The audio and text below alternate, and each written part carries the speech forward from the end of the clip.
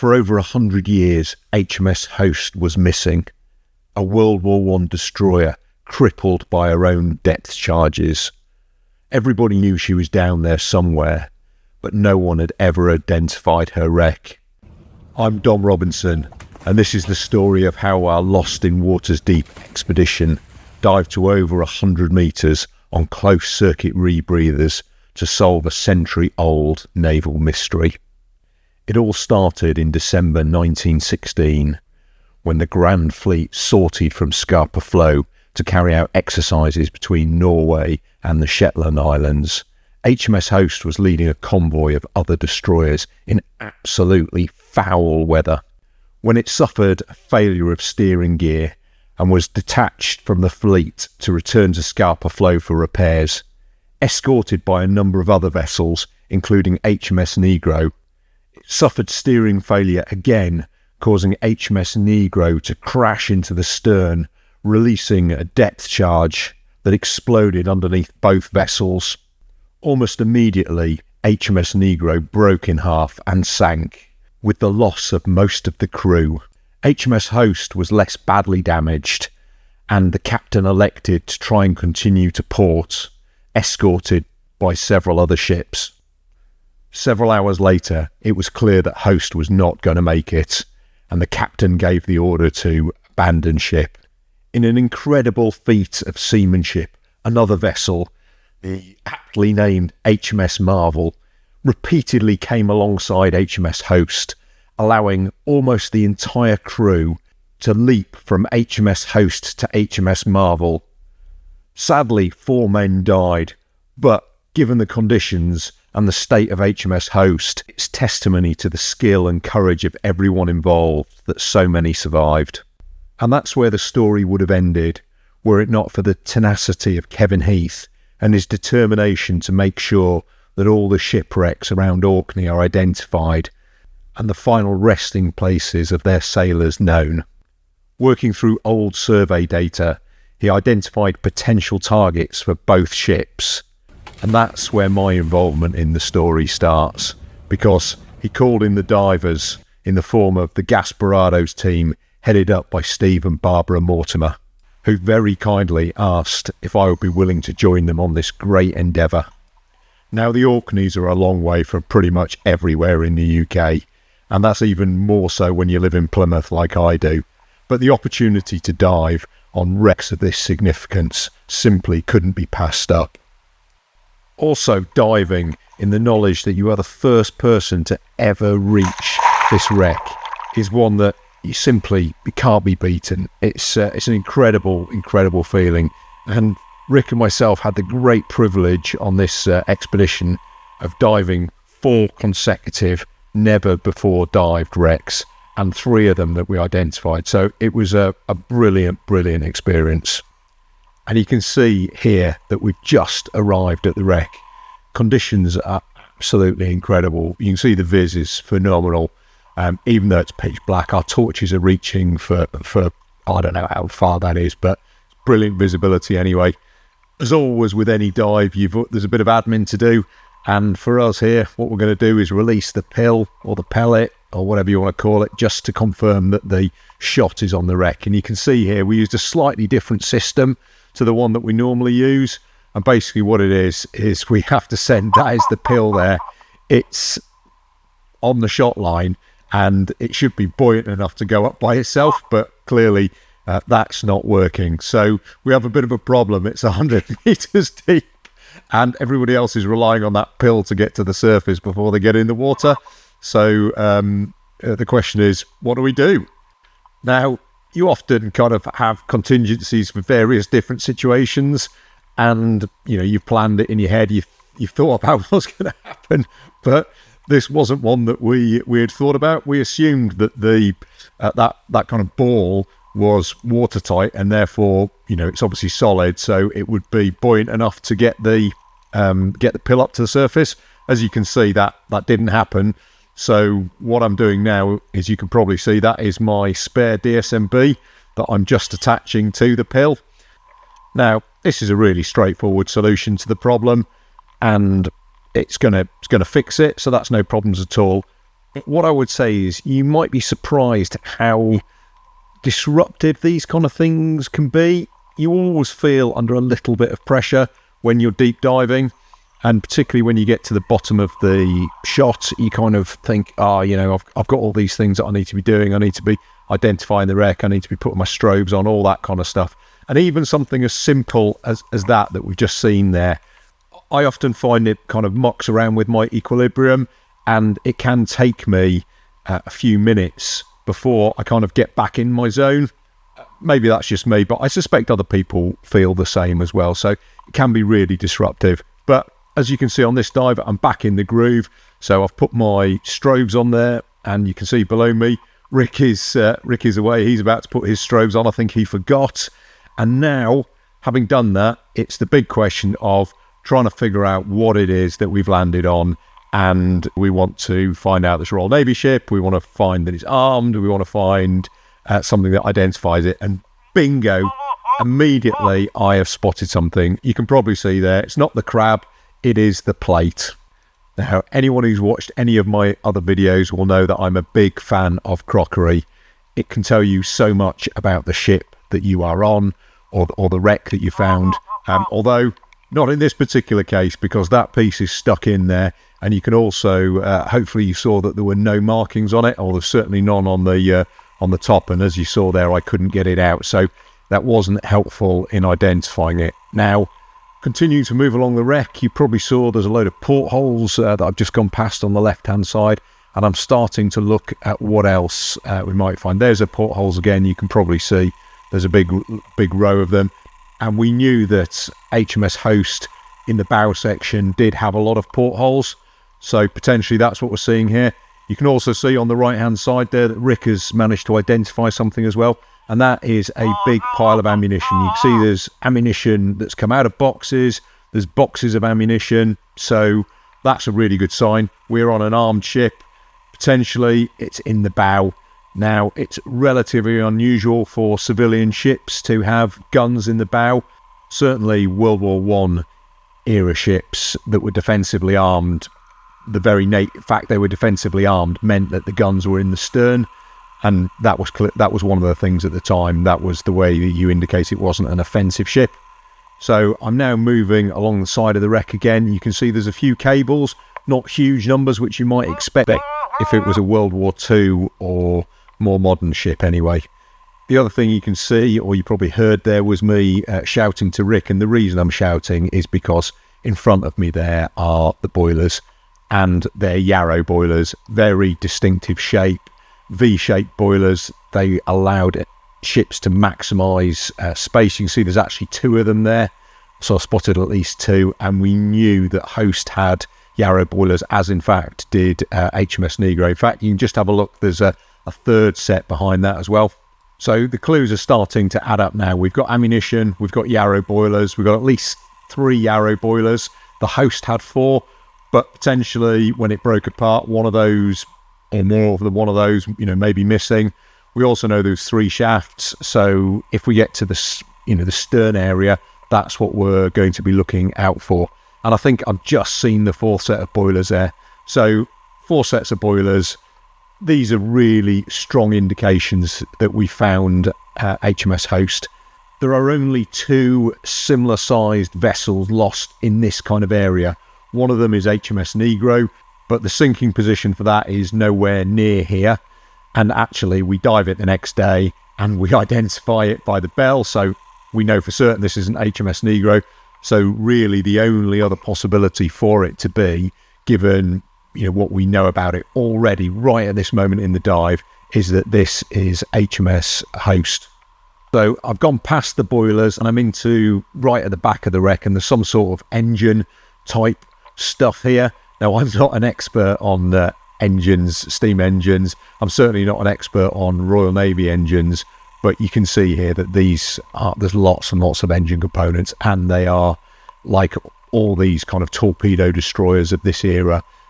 HMS Hoste was built for speed, and that's what kept it alive. That's what allowed it to fulfill its mission, and that's why the entire vessel pretty much was either full of boilers or engines or associated equipment. So these were super fast, super slender, boat destroyers, although they were really more like large torpedo boats. Dived quite a few similar ones, as well as Hoste and Negro. I also dived the USS Jacob Jones, which is very, very similar to both of these, and the wrecks look really similar in the sense that there is stuff everywhere that is to do with machinery, to do with making ships go faster, and basically very little of anything else. Completely different from a steamship, a cargo carrying ship, or even a passenger liner. Instantly you get on one of these things, you realise that's what it is. Now that thing there, I don't know, maybe a condenser, might be part of the engine system in some shape or form, but this is aft of the boilers, so right at the back, and you can see I've kind of gone round where the brake is, and I'm now heading back towards what I assess to be the bow. For those of you who are watching my dive computer, you can see that I've basically been down 11 minutes, or not, I haven't been on the bottom for 11 minutes, but the dive is 11 minutes long, and I've already got over an hour of TTS, so it shows how little time you have when you do this kind of diving. You've got to get as much in as possible. Now, you probably just see the boiler on the right-hand side there, one of those Yarrow boilers. There's also a lot of hull plating on both sides, which is the first kind of clue to me that this wreck was inverted. And you can also see, if you look at them, that the Yarrow boilers are on their sides, so they're not upright, which is really interesting, but also at the same time really frustrating, because it means all the good stuff is underneath wreckage, and that means the bell, the bridge gear, the weapons, the anchors, all that kind of stuff. It's all underneath what we're looking at here. And you can probably see, I'm just going past the end of the boilers there. So those holes there are how they would have chucked in coal and everything to stoke it. You see there more boiler tubes on the right hand side, and this is me just turning to have a look there, and that shows really well the inverted boiler. So the two sides of the boiler, one of them is sloping towards me, and the other one is actually the base of that V, and then you can see there's another end. So it's really clear that the boilers are on their side, and that's obviously a V. It can't be inverted because it's going to topple one way or another, which is what has happened to these. So that's kind of disappointing, but at the same time it's still really clear that we know, that we've encountered a military vessel here. It's got the boilers, it's armed, and what we could really do with now is some other stuff just to kind of confirm that this is a Royal Navy vessel, because that would be the icing on the cake and give us those points that just confirm it for certain. And you can see here that what I've spotted is more crockery, and I've already told you how much I love crockery, so I'm going to have a look at this sort of stuff and see if I can find anything on here. And obviously what I would really like is a crest of some sort, because if you get a crest, you know for certain that it's we don't know for certain, but and there you go, look at that. As if on cue, I couldn't have planned it any better. There we go, that is a broken plate, and on the top of it is a Royal Navy crest. It's in no doubt whatsoever, that plate is really clean, that crest is really clear. Under ordinary circumstances, I would have brought that plate up and, shown it on the surface and documented and all that kind of stuff. But this was a Lost in Waters deep expedition on board MV Clasina, and the skipper of Clasina, Bob Anderson, is really clear that he doesn't allow any artifacts on his boat. So it's his rules, his boat, so that plate is still down there. Along with, as you can see here, that's the big pile of ammunition that I saw at the beginning as well, which I guess shows how small this wreck is, or rather how easy it is to get round, even with the short amount of bottom time that you get 100 odd meters. You can see those portholes again, so this is me back up in the bow. And what I'm doing now is I've realised this is the bow. The boilers and the engine compartment orientate you, so I know this is the bow. And what I'm clearly doing is looking for anything. I'll be honest, what I'm looking for is the bell here, because that would be just phenomenal. But I've also by now figured out that the wreck is probably inverted, so therefore I know that it's really unlikely I'm going to find anything. And you can see there's the shot line off to my right hand side, looking under all these kind of bits of plate, just kind of hoping maybe that there's something there. And this, I think, is right at the bow, where you can see there the seabed stretching away in front of me. But it's really clear the wreck is upside down. That is the chain there, so that is the anchor chain, big pile of chain. The bell might actually be underneath all of that. There's Rick. He's coming to get his customary photos, and he got some absolutely brilliant ones on this dive, largely down to the fact that the wreck is super photogenic and the visibility was phenomenal.